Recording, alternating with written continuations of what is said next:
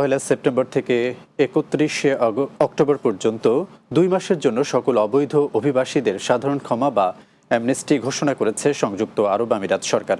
ফলে দেশটিতে ভিসা ছাড়া থাকা অবৈধ বসবাসকারীরা বৈধ হওয়ার সুযোগ ও বিনা জরিমানায় দেশ ত্যাগের সুবিধা পাচ্ছেন। দুবাই প্রতিনিধি শেখ ফয়সাল সিদ্দিকী ববি জানান, অ্যামনেস্টির সকল ধরনের নিয়মাবলী বাংলাদেশিদের কাছে পৌঁছে দেওয়ার লক্ষ্যে বুধবার প্রবাসী সাংবাদিকদের সাথে মত বিনিময় করে দেশটির বাংলাদেশ কনসুলেট।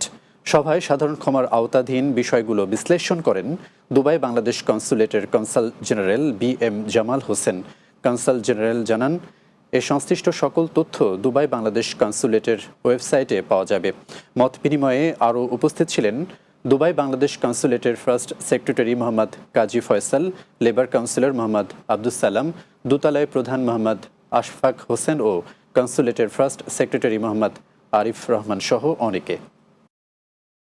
1 সেপ্টেম্বর থেকে 31 অক্টোবর পর্যন্ত এই 2 মাস হচ্ছে সাধারণ ক্ষমার মেয়াদ। এই সময়ের মধ্যে এখানে বসবাসরত যারা অনিয়মিত, আনডকুমেন্টেড বা কাগজপত্র নেই, বা যারা বিভিন্নভাবে যে কোনো কারণে এখানে অবৈধ হয়ে গেছে, ভিসা নবায়ন করতে পারেনি, তারা এই সাধারণ ক্ষমার আওতায় তারা এখানে বৈধ হতে পারবেন।